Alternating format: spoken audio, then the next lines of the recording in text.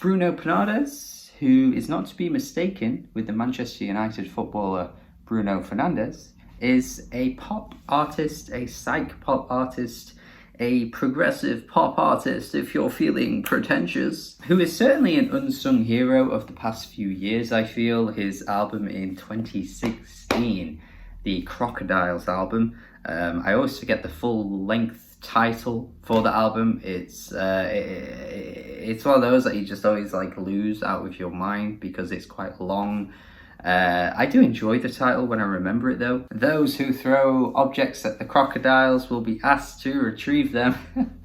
Such a good album title. It's a great release, and anyone who probably is like no one, but anyone who remembers my decade lists will know that it made my top 50 for the entire 2010s, which I think I still stand by. Maybe it would drop just ever so slightly, but it's definitely worthy of being in the top 100 conversation because it is such a great album. Private Reasons is his latest full-length album, which came out pretty much a month ago now. This is quite a late review, mostly because my initial listen was a bit confusing with this one. It's one of those.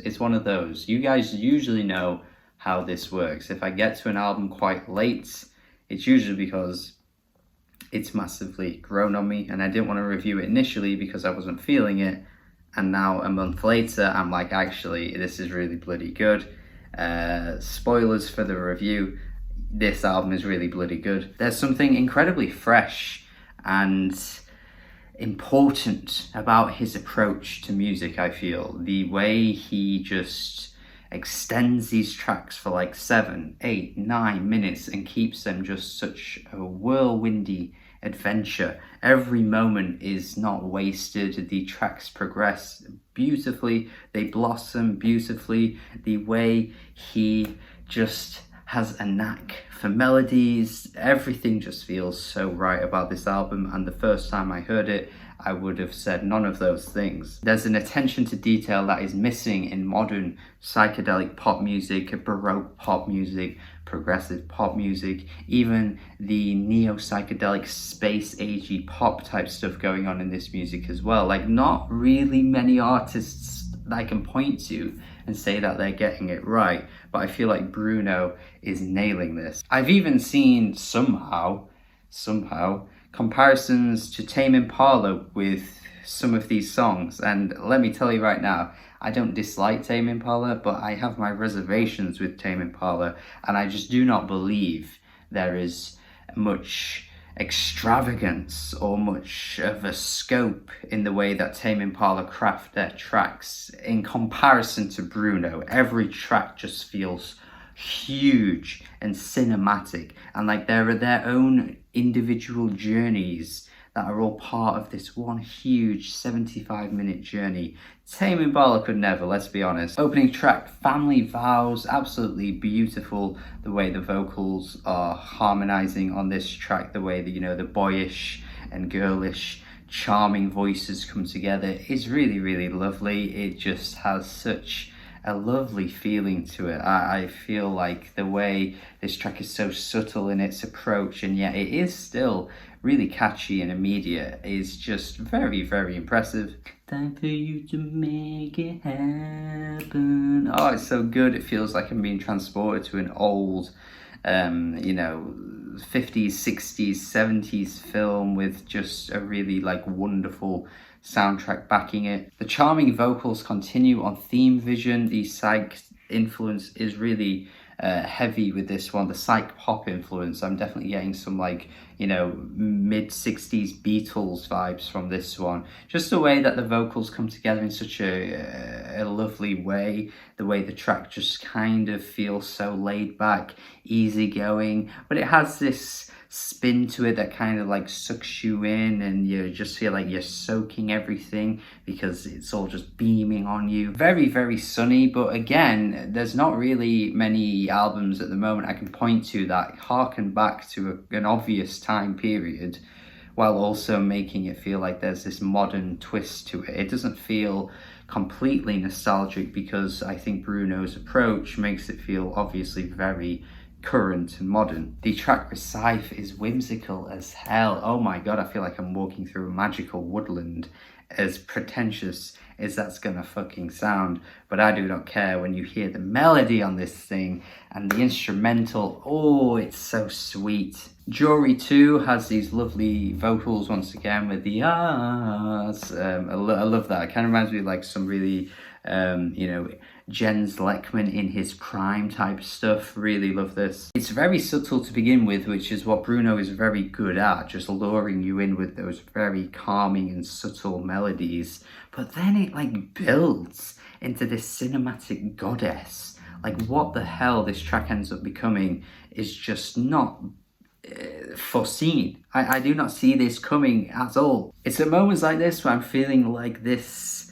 album is just channeling the best moments of a band like Stereolab would do, where the tracks sometimes just start in a place and the way the melody just kind of gets built upon itself over and over again, and the vocals just continue to get stronger as the track goes along. Like, I'm just getting such vibes from a band like Stereolab with songs like this. Brio 81 has like these Beach Boys vocal melodies, very boyish, charming vocals on this one. Really Brian Wilson here. The instrumental is very psych rock flavored, probably one of the more in your face psychedelic moments that I think this album has to offer.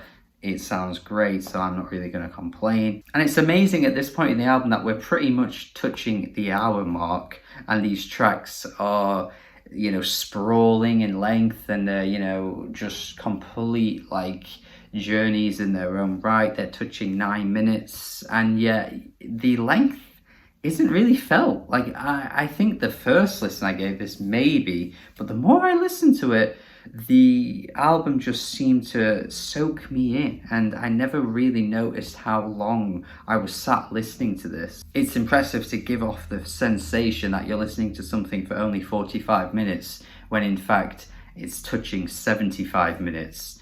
I don't know how this album manages to do that. It's crazy as well that the great tracks just keep coming right up until the fucking end.